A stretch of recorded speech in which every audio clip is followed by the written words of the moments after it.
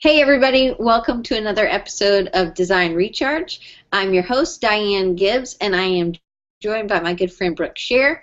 And she is a designer, but she's also a professor, and that's how I met her. In real life, we know each other. So I'm excited. She does a ton of stuff with sustainability and in design, and I'm excited to have her on. So Brooke, thanks so much for being here. Well, of course. Thanks for having me and giving me the opportunity to talk about the wonderful world of sustainable design. Of course, anytime, anytime. So, give us a little bit about your background as a designer and then maybe as a professor and then how you kind of got into being passionate about sustainable design. Well, I never started as someone specifically in the sustainable field. It's actually relatively new. But what's interesting is as I got into this, I remember back, this is a kind of an interesting story. So I used to watch Oprah, right, once upon a time. And I remember seeing an episode, this was back in, I think, October 2005.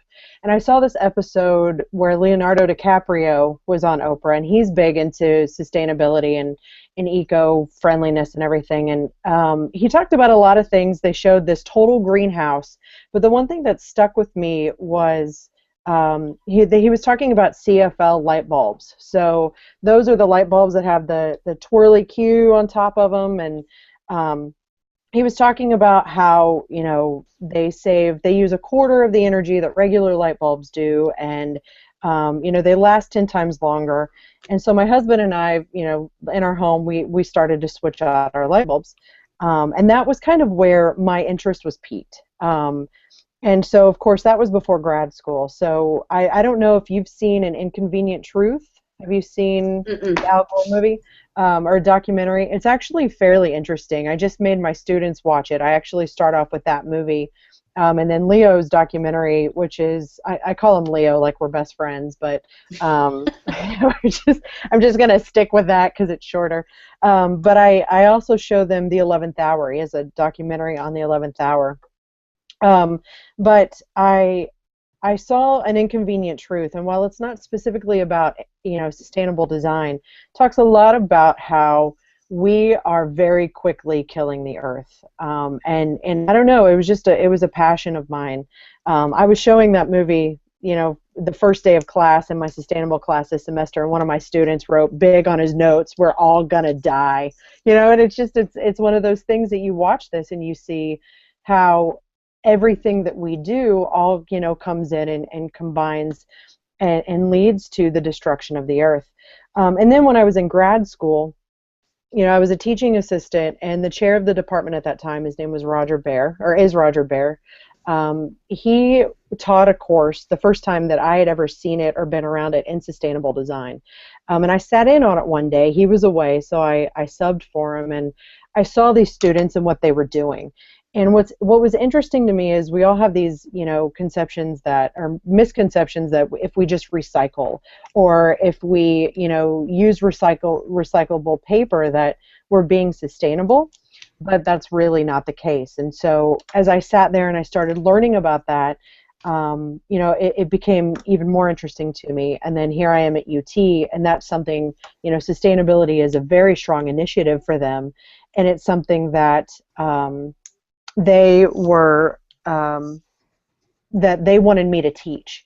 So basically it took all, it came from all of this interest of mine, and I saw it as an opportunity through the University of Tampa to be able to put forth, the information, start studying it, start researching it, and then now it's a required course here. I built it, and graphic design students are required to take it in order to graduate.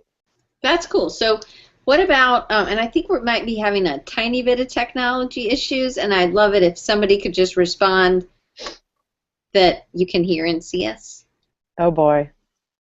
I know, we might have to start over, Brooke. Oh no. That's all um, right. People want to hear me. They want to hear me talk all the time. it's good stuff. Well, nobody's responding, so I'm kind of worried that nobody can hear or see. Well, we're going to keep going for a little bit. and hopefully I'll text somebody and see. Right. So when did you get to the University of Tampa? What year? Because I know you watched Oprah in like '05, I think you said. Right. So Oprah was '05. Oh, good. It looks like people can hear and see us. So we don't thank you, have to Meredith. start over, and that's wonderful. Thank you, Alma. Because that was a really long-winded answer, and I don't know that I can reproduce that answer again. So really, I've been in sustainable design since 2005 is when I first became interested. But I started here in 2010. Um, so I worked at redesigning the program, and the first sustainable course, was offered the spring of 2011. So and it's only offered every spring at this point because of the resources. So this is the fourth class that has been taught here at the University of Tampa in sustainable design. All right. Well, cool. So, I mean, I know how it goes when I teach, and I'm on a different computer because my other one wasn't working. So, thankfully, I am not sharing images today. So this will be hopefully all right, and I'll hopefully get my new computer at some point. But, all right. So you and your husband with Leo, Right, Leo, our best friend. I mean, now everybody has to have those light bulbs now because there are no old light bulbs anymore, or they're not selling them. I guess if you stocked up, you can still use them. But so what are some of the common misconceptions about sustainable design? Can you kind of go into that a little bit? I can. It's interesting, and I always kind of lead in to presentations or talks about sustainability with a sort of true or false, because some of these there's specific ones that I think are really important for people to understand, and they're huge misconceptions. So whenever I give a talk, I start by saying, true or false, planting a tree is equivalent to planting a tree is equivalent to just removing one. So if we chop one down, we can just simply plant a tree, and it's going to make up for the removal of the old. But the thing about that is that when we start to remove trees from old growth forests, there are ecosystems, and there's biodiversity in these old growth forests that can't simply be replaced by just planting a tree. There are animals that depend, and certain animals depend on certain forests in order to survive. We force people out of their homes if we're getting rid of these trees, but also these trees act as a carbon trap. So if we're cutting them down, if you say plant a sustainable forest for paper production, these are forests that are made from the same kinds of trees, and they don't capture as much of the carbon dioxide as old growth forests do. But also all of these old growth forests, we chop them down and we're releasing the carbon dioxide into the air. And so basically what carbon dioxide does is it blankets the earth, if you will, and then it traps heat inside. So the more CO2 that goes into the air, obviously the more we're harming our environment. Plus sustainable forestry. Now, there are a lot of people who are going to tell you that these are extremely beneficial, and they are. It's better to, sometimes take paper from a forest that has, trees specifically for it. But what happens is, sometimes, or the majority of the times, those are the only trees. One specific type of tree is used. And in order to keep that, chemical fertilizers and, chemical killers have to remove whatever else is growing. So all of that will seep into the ground. The soil becomes depleted. What's interesting and what they say in the 11th hour itself is the more we remove these trees, the soil, it's not as nutrient dense, and it never becomes nutrient dense again.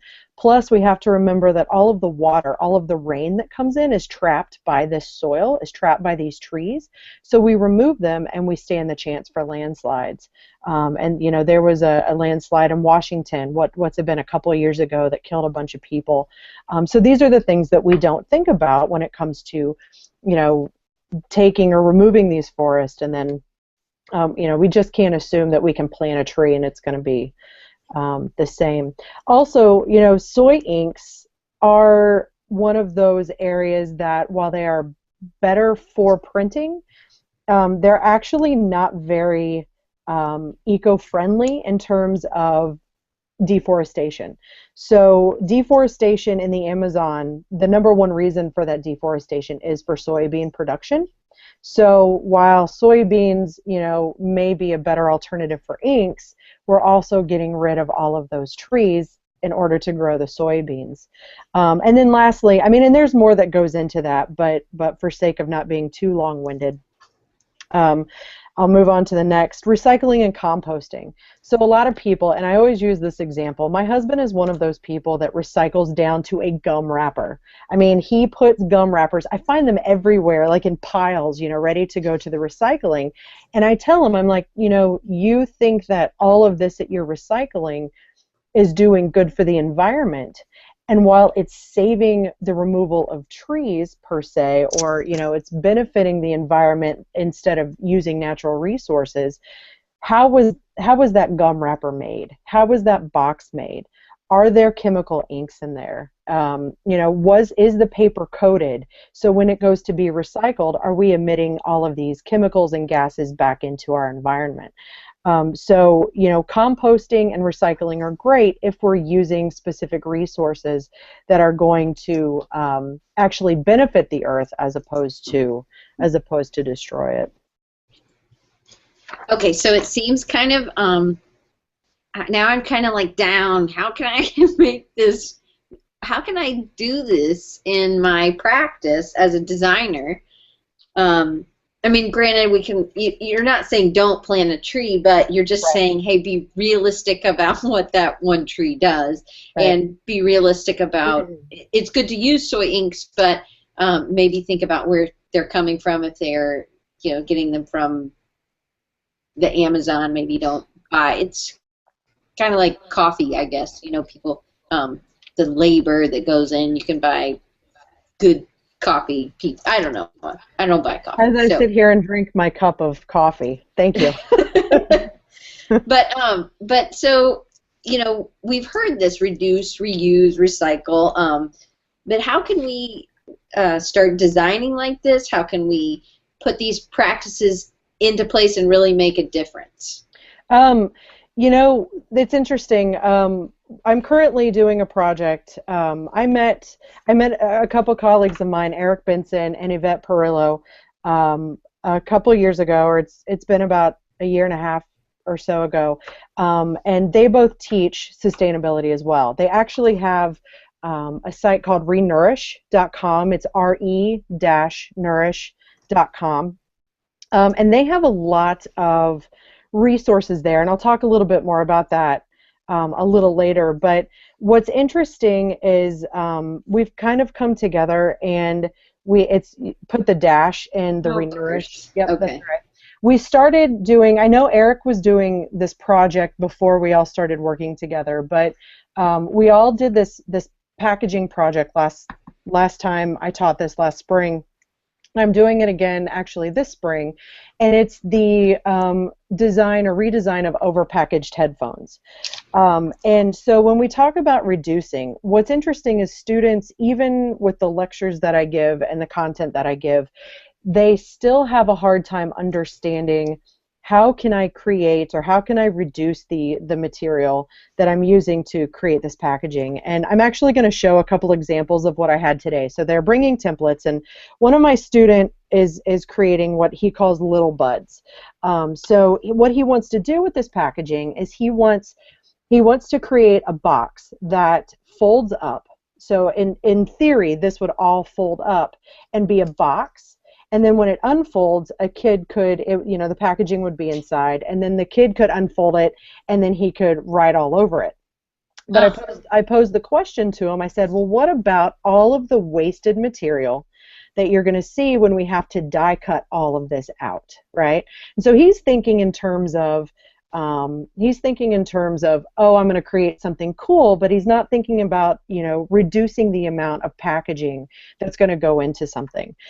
So his new template for that was to create an actual box. So all of this is just with tabs.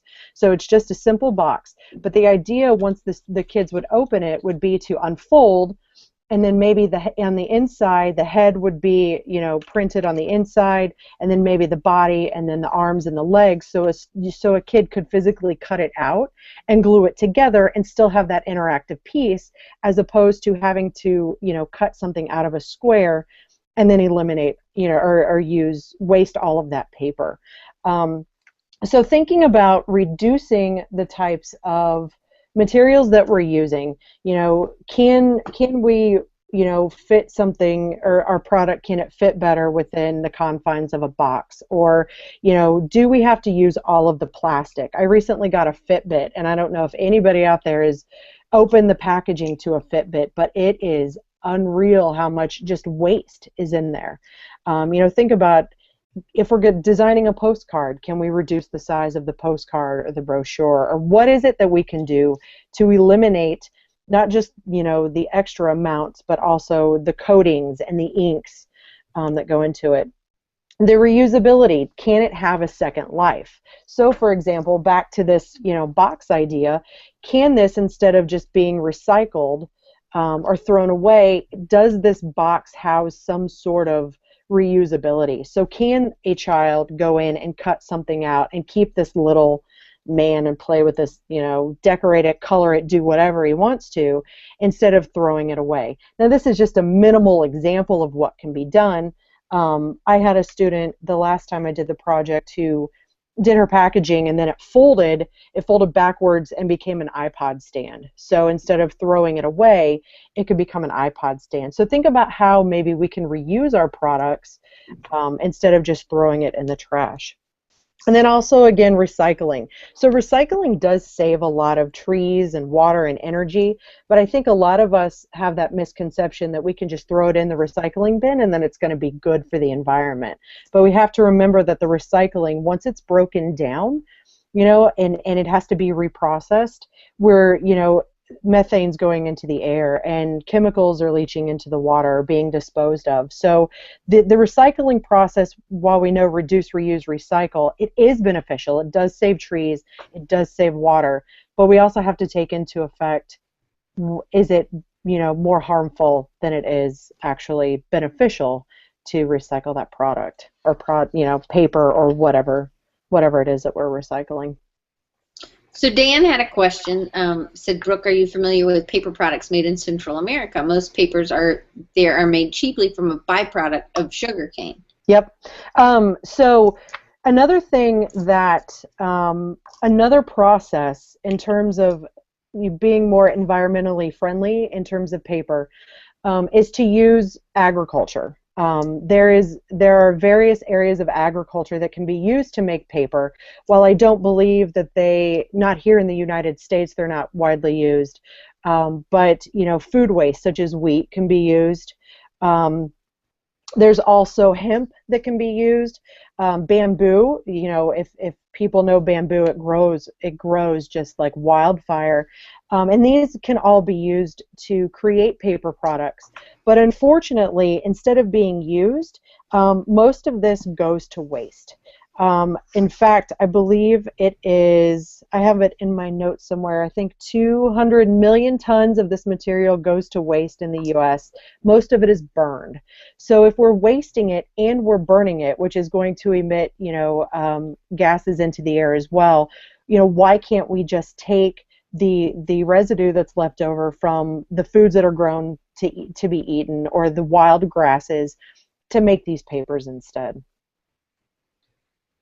All right, so let's go to the next question, which again, I still am feeling like, oh crap, how can I really do this? Because it feels like, well, I'm taking one step forward, but you really have to be thinking about all kinds of things. And so one thing simple that we could do is, with our clients, really talk to them about what we could do as a in packaging or in our designs, is maybe not choose coated. So if we want to go uncoated, it means that it's more natural. Now, a lot of times clients will say, well, I like the pop, I like it, the colors look better, or the images look better on a coated. But that could be where, you say use of soy inks, or use of, non-coated for chemical saving chemicals. I mean, that could be something. That could be one thing that you could do and make a difference, right? Right, right, right. And it really does, it has to come down.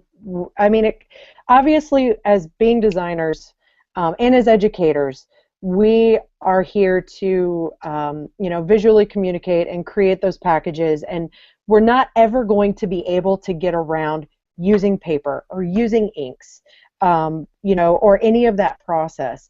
But it's about how we go about that process that is going to help, shift things into gear toward a more sustainable future. It's not just that, but it's also educating, clients, and it's educating the businesses that we work for. So, what's great about, being able to teach a class in sustainability, and I have this one student who is basically like, we're never going to change the world. It's not going to happen. And, I'm like, no, but we can't change the world right now, but it takes one individual spark. And what's, I met Milton Glaser about a year ago, and he was doing the It's Not Warming, It's Dying campaign, and he was handing out these buttons, and it's, for a combat global warming, it's an initiative. And I asked him, I said, as an educator, how can I change the world? Because, for me, that's important. How, this is an important subject for me. And he told me, he said, you can't change others because others have too much control. Care, that's the best thing you can do. Acknowledge and spread the care. So as designers, looking at this problem and saying, what are we going to do? How are we going to change this? It's about educating both our students, and it's educating our clients, encouraging them to maybe not go the coated route, or to find a sustainable printer that will use, more eco-friendly practices. Or I was talking about Eric and Yvette's website, Renourish. They have some amazing resources there for any designer to go in and look at. They have a paper finder tool that helps you to find eco-friendly papers. So we're a designer, we want to do this project, we want to make sure, that we're using something that's maybe, uses the agriculture, or has been certified bleach free, etc. They've got that ability for you to go in and search. They also have a greener printer tool on there that you can go in and search in your area to see if there are any, sustainable printers around. And what I really appreciate about the tools that they have is the project calculator. So if you go in there and you look, and Eric actually has a TED Talk on that specific tool site, where he talks about this tool, but what it does is it shows how you can kind of design backwards. You can say, this is my problem, this is what the overall carbon footprint would be if I was to design it in this size, and you can kind of work backwards and say, I want to minimize this, so it'll help you to minimize paper use. It'll give you some paper saving tips. So if you choose something, and it'll say, well, what if you did this and this? Mm-hmm. So there are a lot of resources out there for us. We're gonna feel hopeless, but this is our job. So it's a matter of figuring out how we can do our job better. I just did a postcard design for a client, and it comes down to, can you reduce the amount of inks? Does it have to be so large? Does it have to be front and back? Well, obviously this was a postcard and it was front and back, but then you go through and you say, okay, I can fit this many per sheet, whenever I'm printing. So instead of doing one that can only, you can only fit one up on a sheet and you waste all of this paper, what is it that you can do to fit 4 up on a sheet, so you're minimizing that paper use? I also think it's really important to get students and designers in front of an actual offset printer. And I say this, and this has, nothing ill against the printer that I work with in town, but I take students on a printing tour every semester, and they stand there and they watch the material being wasted.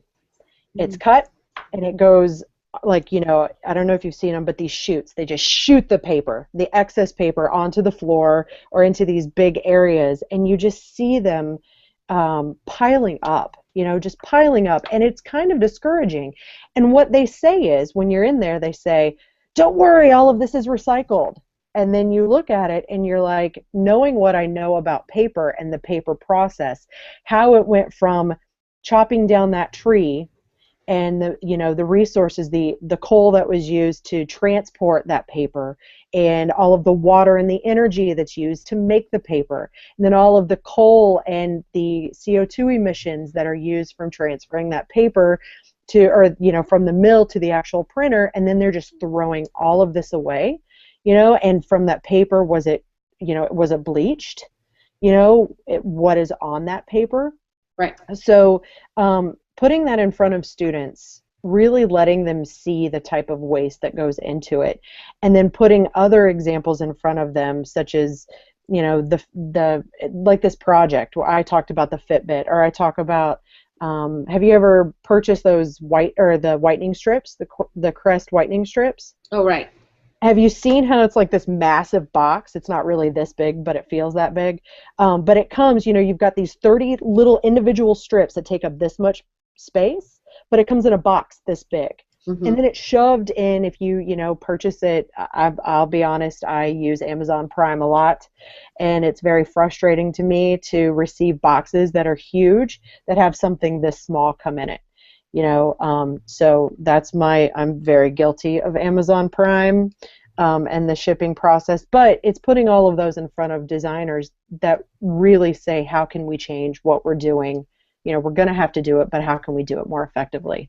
Maybe that makes you feel a little better, possibly. Right. So, yeah, right. So I think that Alma Hoffman has a point, and Alma Azarepe, I'm probably messing up your last name, Alma. Sometime you'll have to tell me exactly how to say it.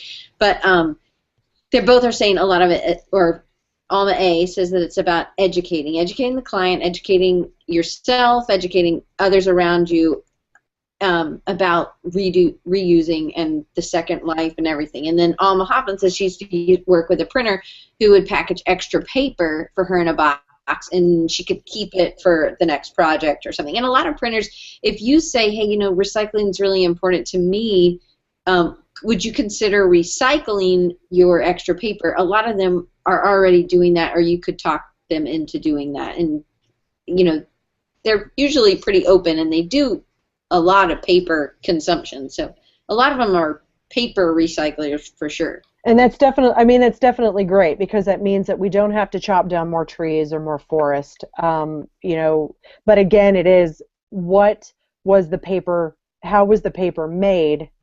That's always going to be the question that's in the back of the mind, unless it is certified, made without the bleach, made with certain products or certain, agricultural products, etc.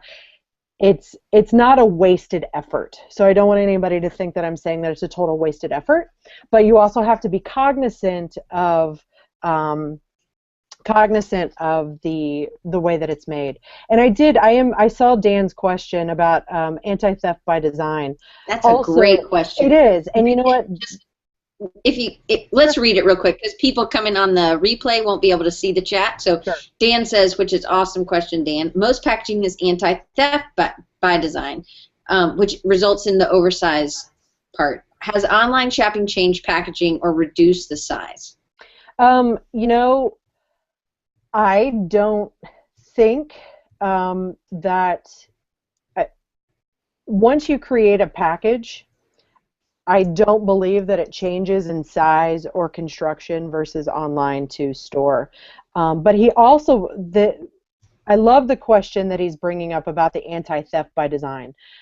Students went out, so before they start doing their repackaging design, they go out and they have to do their research. And obviously, we all make them do research first, but what they found specifically this time around that the class beforehand didn't do, they found that a lot of the more expensive products specifically are located behind a locked glass door. And so they're looking at these and they're saying, okay, these are expensive, but still the packaging is created with so much excess material. Why? And so they're looking at it saying, well, why can't we just reduce the amount of packaging? Because you look at memory cards, and they have all of that plastic to help be an anti-theft, which obviously you're not going to put a memory card behind a case. But Mm-hmm. if it's, something that is an expensive headphone set, and it's $100, and they're going to lock it behind a case, why do you still need all of that material? And the problem is that we're designing in mind for, we're taught it's about visual communication, it's about the emotion, it's about the connection. So how can we now reduce the amount of that material, eliminate the plastics? So students are creating these with no plastics. They can't use plastic, they can't use glues, they can't use tapes. The only thing that they can use are tabs. So for example, and this is one that a student had today, and she's drawing a little smiley face on it. I think it's because she was pretty or someone was drawing some sort of a smiley face. I don't know why. This is what they do in my class when they're not paying attention, is they draw smiley faces. But I told her, I said, okay, so you have these small headphones, and you're using material, and this is going to be tabbed at some point. Right now, for their prototypes, they should be using tabs, but some of them are not. Here's a tab. But I said, okay, so you're thinking along the right terms. So if anybody can't see, here it is. But what we have here is we have a little bitty headphone, a set of headphones, but we have all this excess material up here. So how can we go about reducing that material while still creating an emotional spark with our audience? So if we use better material, and if we are more cognizant about how we are designing these, what can you do to eliminate or reduce, be more eco-friendly, and then still have them behind that case, but create that emotional spark? So there's that balance between, the students are like, well, we're using chipboard and it's ugly. And I'm like, well, it doesn't have to be. But how are you going to create something while, using templates that are still, so she still has to work on this, obviously. Oops, sorry, and it's still a little large. But for shipping purposes, and for all intensive purposes, these could, fit together like a puzzle for shipping, so it saves on space in shipping. But it also creates a really interesting shape that's going to help to connect the viewer. Jeff, another one of my students, is doing, and these are the actual sizes of the headphones themselves. It looks large, but it will fit in there. He fit it to a T. It is the shape of a honeycomb, or it's the half shape of a honeycomb. So his initial idea was to do, and these are expensive headphones, was to do the entire honeycomb to mimic, that found in nature. But I said, okay, you're going to have too much space there. How can you create something that's going to, fit for shipping purposes? So now we can create two of them, or have two of them together for shipping, but also be sophisticated enough, emotional enough that people still want to buy that. Right. So, anti-theft is definitely a big part of how it's packaged, but it also goes into the idea of, where is it located in the store? Can we reduce that amount? If it's locked behind a case. And a lot of people, there are a lot of packages that aren't barriered with plastics and everything, that still don't use eco-friendly materials that could just shift, and think more about the long term. So I don't know what tessellation is. Maybe I'm just stupid. Do you know what it is? We'll have to look it up. Tessellation, okay. I don't. Dan is all getting it today. He's got obviously a big vocabulary. But one thing I think is cool, and I'm going to share. I think it's on your website, Brooke, right, where you can see some of your student work, and you can see some of the headphone pieces that were done last year. Is that right? Yes. Okay, so I'm going to share that now, and is it in teaching, or can you kind of guide people through so they can get to it? So if you go into the website itself and then you go into academics, there is a tab on sustainable design. Okay. So you can click in that, and I'm assuming the first place you're probably going to go is that first poster. I'm not not going there because I always worry something will happen and the thing will stop. So Okay. you can walk them through it, but Okay. I'm not going to go anywhere. So where specifically would you like me to start? Well, I don't want you to go through it piece by piece because some people won't be able to or won't do that right now, but it's brookesscherer.com. And anyway, and Brooke has an E, just so people know. I do have an E. Thank you for and pointing it's that out. SCHERER.com. So, well, one of the ones was like a Beats headphone, and those are much bigger. Mm-hmm. And the guy had used, or girl, It was the student. His name is Paul. Yep. So Paul had used had they were really thinking about how it was hanging as well, which I thought was a really nice, like the girl with the purple or pink little house triangle thing that you just showed. She has a circle for that, like to go on the stick thing, yeah know? Here. Yep.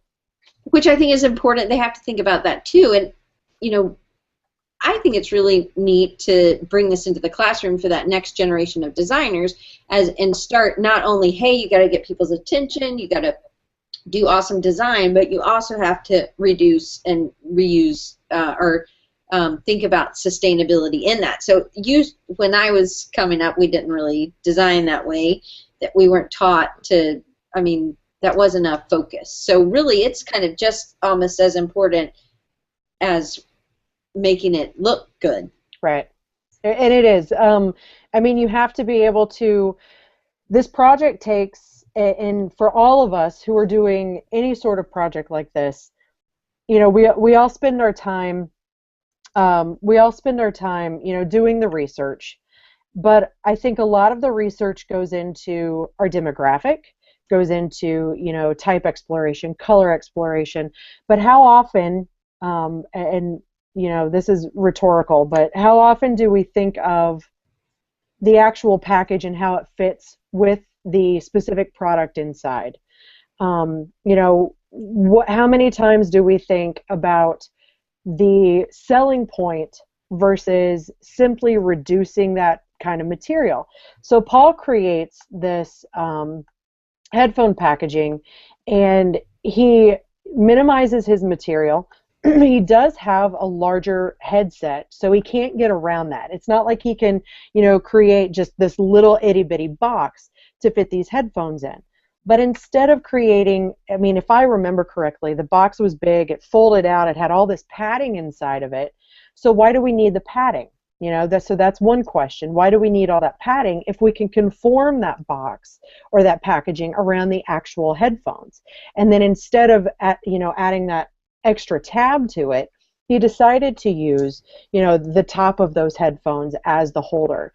Now, I do have a student now who has mentioned, and I think it is a very valid point, well, what if that scuffs it up or, scratches, and then are people going to still want to purchase it? And I do think that's it is a very valid question. But the idea that the students are physically thinking about how to use the project, or the product itself, to be a part of that display helps to reduce the amount of materials that are used. So, it's a very vast and complex subject, really. Right. But the idea is to get people thinking about this, because, like, Mr. Glazier said, it's about making people aware and asking them to try and change. In my life, I would love to say that I'm going to change the world. I'm never going to change the world. It's an aspiration, of course, but like I tell my students, I'm going to give them the knowledge, and I hope that they take it out into the world and they talk to their clients and their bosses and they say, but what if we do this? And what if we do this? And another project that I have them do, and they'll be doing the second project, is information based. And they go in and they create information graphics that can be, sent to people, not necessarily printed, but can be, used as information on everything sustainable design, and then they put them into applications. Some students do applications, like last semester one did take this to a grocery store, scan the barcode, and see if this is a sustainable product, and if not, is there something else in the store that they can purchase that is more eco-friendly? So these are obtainable. They are obtainable ideas, but the idea is to get them thinking about this and going out and talking to this client and this client and this person and this person, and then they spread that and they spread that, and hopefully someday, it will all change for the better. There's got to be, watch those documentaries and you'll find that something's got to happen. Something has to happen. All right, so Eric has a question, and then I'm going to go to Rhonda had emailed one in, and I want to make sure we get to that one. So Eric's question was, and I think it's awesome, terrific question, what do we do to make our coworkers, our bosses, our supervisors care more about sustainability? Make them watch those movies? Make cookies. Cookies are always good. No. Yeah, the movies are great. I will tell you that students, when I show it to them, and I don't know if it's because they aren't as enthusiastic about the subject as I am, or if it's just because they're students and they get bored easily. But there is I like to lead in with my first lecture with something that's called the Great Pacific Garbage Patch. And if anybody goes and researches this, it's pretty heart-wrenching. And so with the Great Pacific Garbage Patch, it's this large swirling mass of debris, mostly plastics, about twice the size of Texas, that just swirls in the middle of the Pacific. So basically in the middle between the west coast of the U.S. and then Japan. And what happens here is that because of what's called a gyre, and I'm not going to go into the details of a gyre, but basically just think of this current that's a rotating circle, and everything just kind of comes in and sits or rests in this area. What happens is this plastic comes and it is heated up by the sun. But because of the water temperatures, so it's broken down by the sun, but the water temperature keeps it cool enough so it stays basically in these particles. About 70% of those particles will seep to the ground. And then what happens from there is there are what are called phytoplankton. I'm getting a little scientific here. Forgive me, I'm not a scientist by any means, but phytoplankton are at the bottom of the ocean floor. And then they kind of mix, are mistaken by zooplankton. And flotsam of the world. I don't know what that is either, Dan. Flotsam. He's throwing me off my track here. But so the zooplankton eat the particles and the small fish, and then we're eating, the large and small fish, which means that we're both eating the particles and we are getting those chemicals. So not just that, but any of the other debris. I need to turn this chat off because people are throwing me off. But also the debris gets caught up in the ocean life and the marine life. And when that happens, it's killing animal life. Invasive species also grab onto some of these particles and then float to other countries. And so what we have is just this big mess in the middle of the ocean.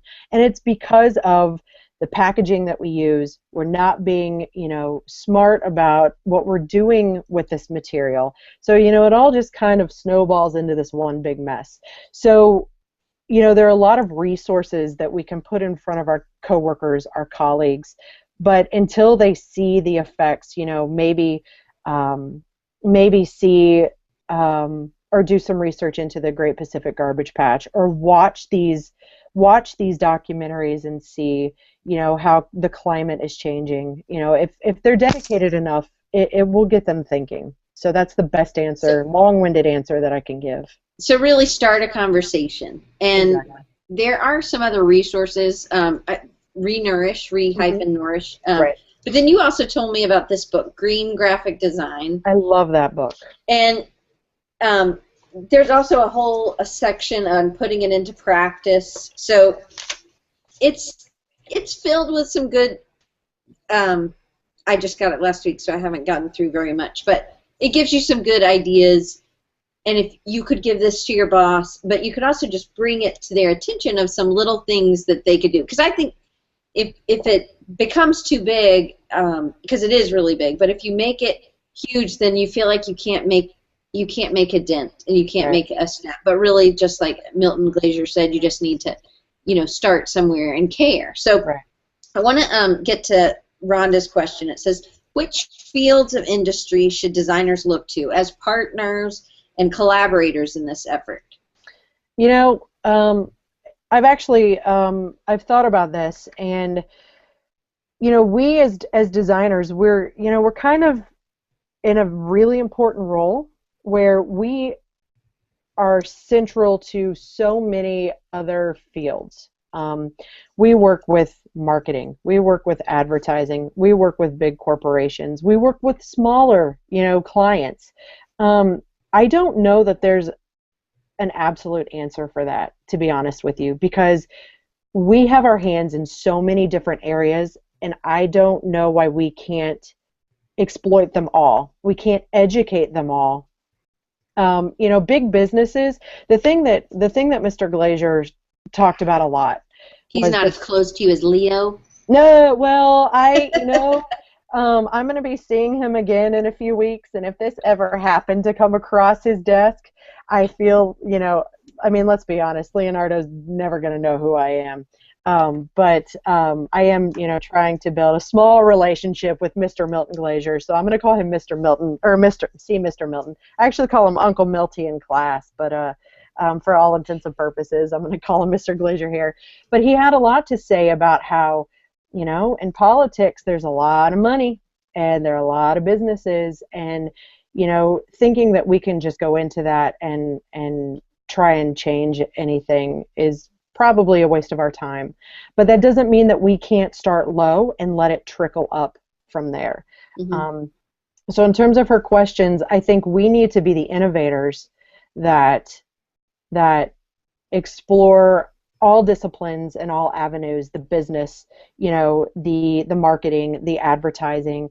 We can work with the printers, we can work with other designers. So it's pretty all-encompassing, aside from those really big businesses that have a lot to say. And there were a couple other things that me and you had talked before.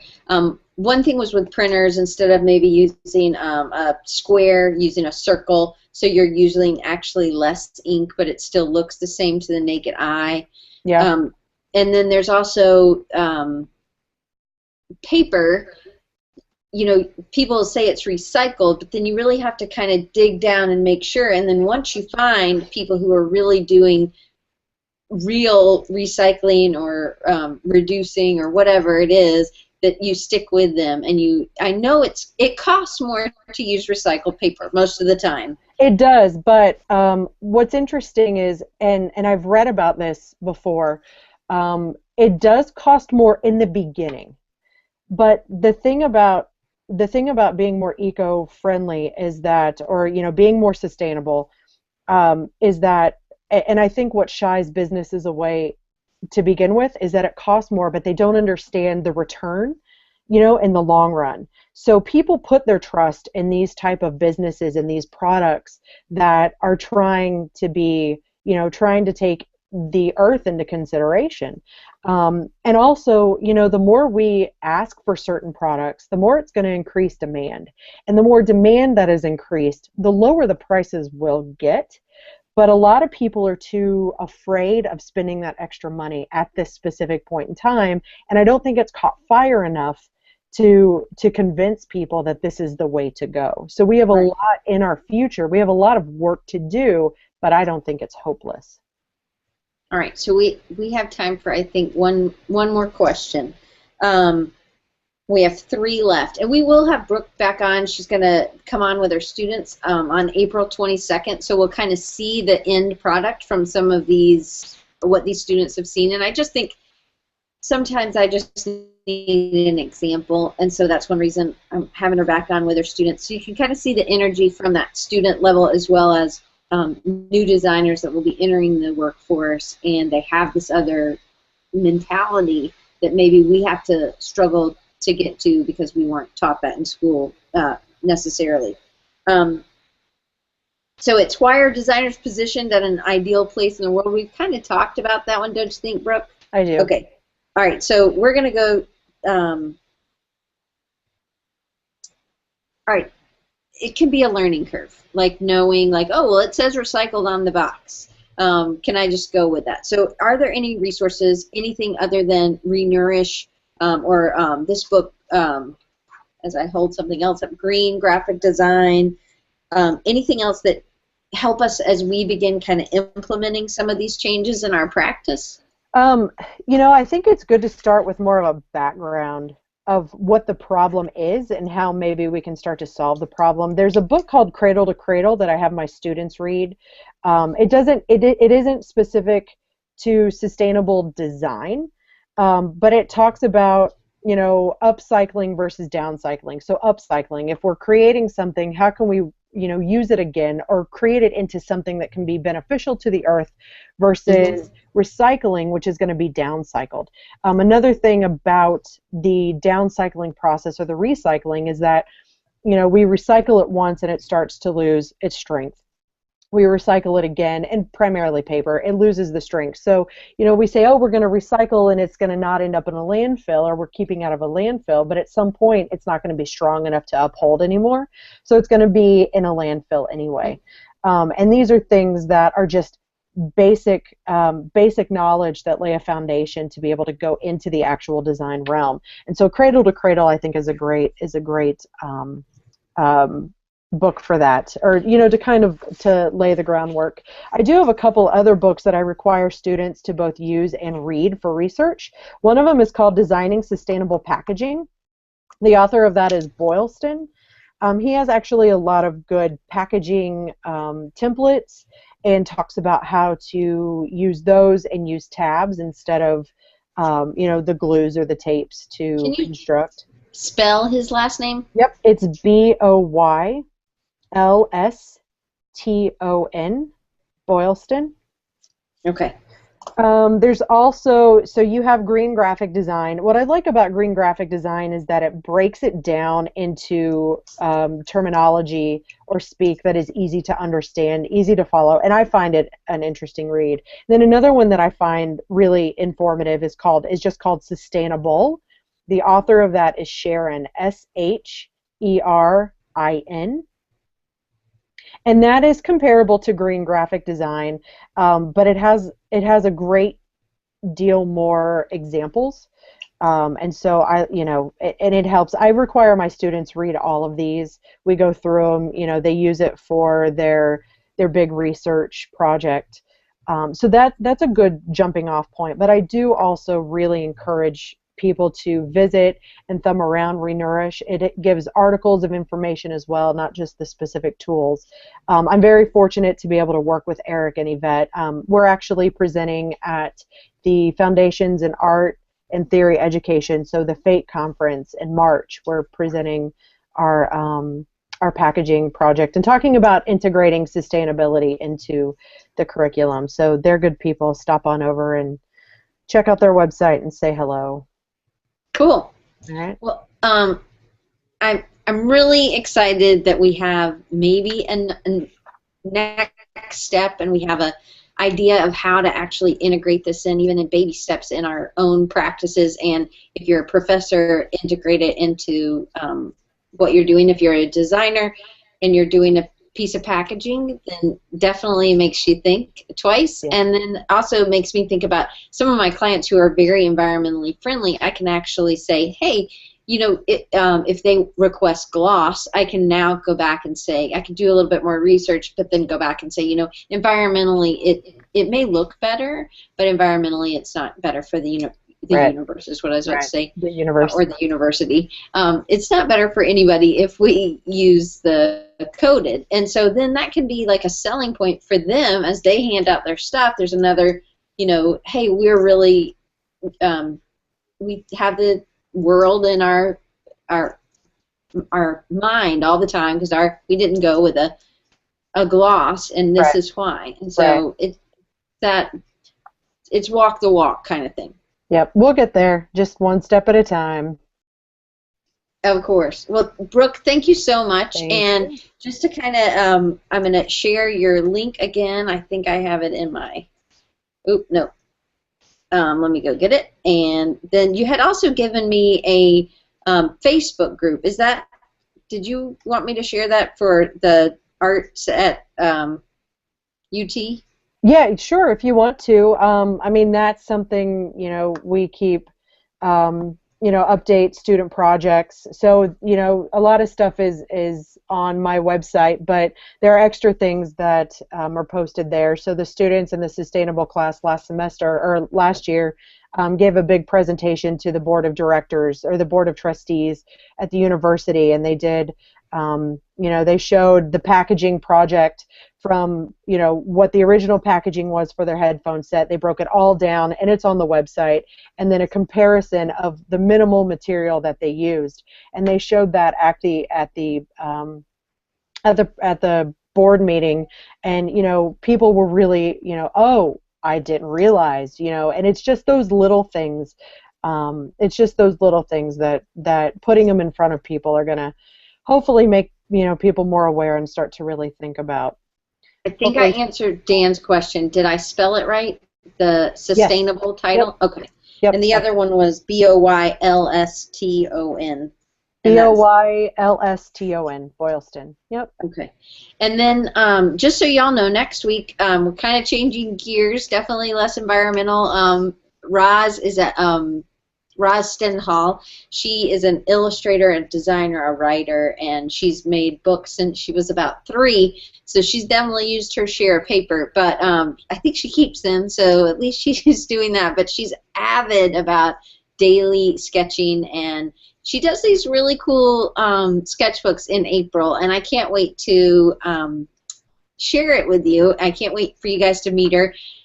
She has a ton of energy, and she loves dogs. So if you know me, I love dogs and cats. So I'm excited to have her on, and I hope you guys tune in. Same time next week, 2:30 Eastern, 11:30 a.m. Pacific, and we'll be talking about her fake journal. So I'm excited. So Brooke, thank you so much. You're Thank you. full of knowledge on this Just subject. getting started. There's so much to learn, so just getting started. Well, I'm excited to have you back on and have you with your students. Now, that will be a little bit earlier than our normal because, but we're going to make it work, and we're going to have her and her students on. So I'm excited to see what they have, because I think you're changing people's mindset, and especially a young person who's coming just into design. They may not have cared about sustainability, and now they really do. Right. That's the goal. Well, awesome. Thank you, Brooke, Thank and you. I will see y'all next week.